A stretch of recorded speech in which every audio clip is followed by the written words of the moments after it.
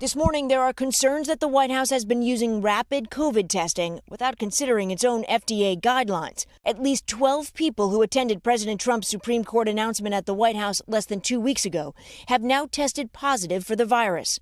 Among them, the University of Notre Dame's president, who described the testing that day in a letter to the student body, writing in part, "A medical professional took me to an exam room to obtain a nasal swab for a rapid COVID-19 test.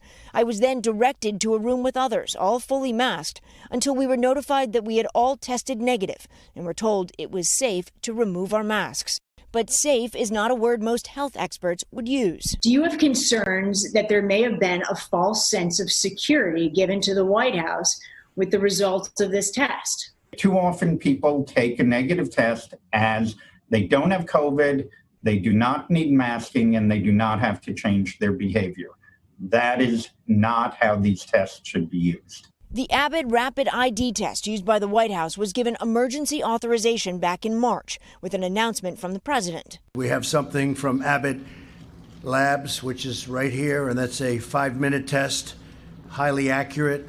Like other rapid or point-of-care tests, it is given by a doctor, and the results are determined on the spot instead of being sent off to a lab, much like a common flu test. For now, it is mostly used in clinics and doctors' offices. There is hope that it may eventually be used more widely to help businesses and schools open safely. But the rapid tests are less sensitive than the tests sent to labs, which can take days to get a result.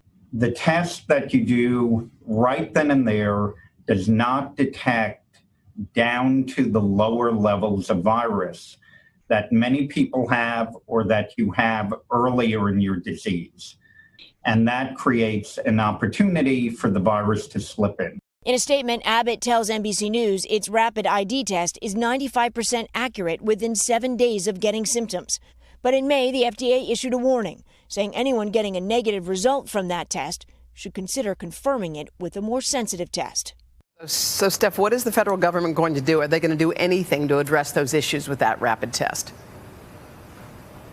Well, Hoda, the White House hasn't gotten back to us with a response on our request, but the government has already given $1.5 billion to NIH to research better testing, and it is spending $760 million on a new test developed by Abbott that is cheaper. But just like the other tests, the federal government, the FDA, says that a negative result does not rule out possible infection.